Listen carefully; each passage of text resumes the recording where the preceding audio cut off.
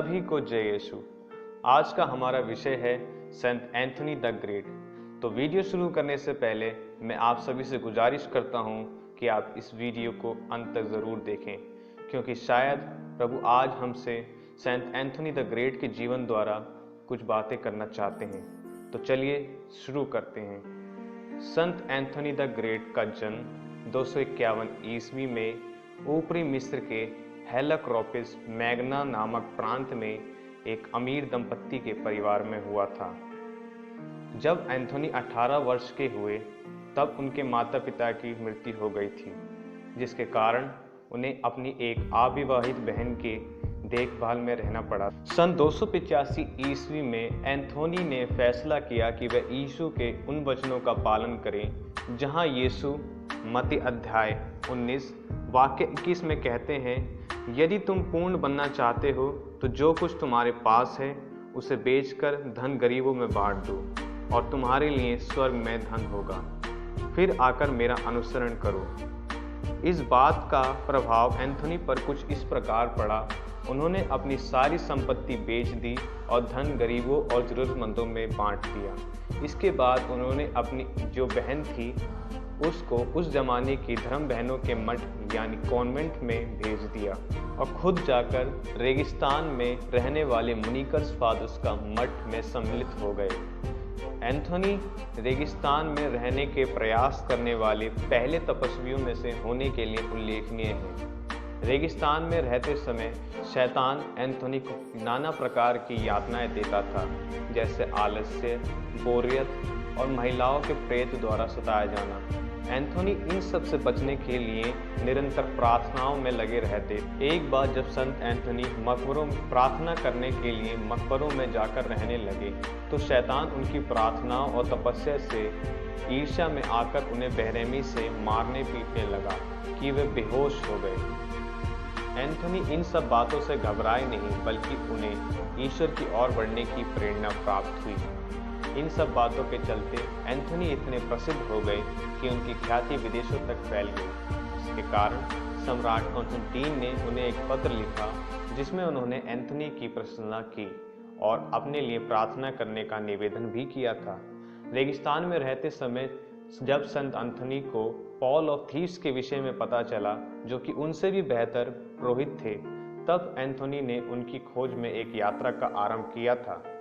इस यात्रा के दौरान एंथोनी का सामना दो विचित्र प्रकार के प्राणियों से हुआ। पहला प्राणी सेंटोर था, जो कि शारीरिक अवस्था में आधा आदमी और आधा घोड़ा था। जब संत एंथोनी ने सेंटोर से थीव्स जाने का रास्ता पूछा, तब सेंटोर ने बिना कोई जवाब दिए एंथोनी का गलत मार्गदर्शन किया और वहां से तेजी से दौड़ता हुआ हवा में गायब हो गया। एंथोनी ने सेंटोर के इस अजीब व्यवहार द्वारा पता लगाया कि सेंटोर शैतान की ओर से था। कुछ दूरी का रास्ता तय करने पर संत एंथोनी को एक सेटर मिला। सेटर ने एंथोनी को कुछ फल दिए और एंथोनी से विनती करते हुए कहा कि मैं रेगिस्तान में रहता हूँ, मैं बाकी सभी जीवों की तरह नश्वर हूँ, फिर भी अलेक्जेंड्रिया के लोग मेरी आराधना करते हैं। पर मैं सेटर आपसे निवेदन करता हूँ कि आप अपने ईश्वर से मेरे लिए प्रार्थना कीजिए कि वे मुझ पर और मेरी प्रजाति पर दया करें। यह देखकर कि सेटर, जो कि आधा बकरा है और आधा इंसान है, प्रभु की महिमा गाता है, संत एंथोनी ने अलेक्जेंड्रिया के लोगों की निंदा की कि वे ईश्वर को छोड़ दानवों की आराधना करते हैं। संत एंथोनी का पूरा जीवन प्रभु मसीह में चुनौतियों से भरा रहा। शैतान द्वारा कई बार सताए जाने पर भी एंथोनी कभी प्रभु से अलग नहीं हुए।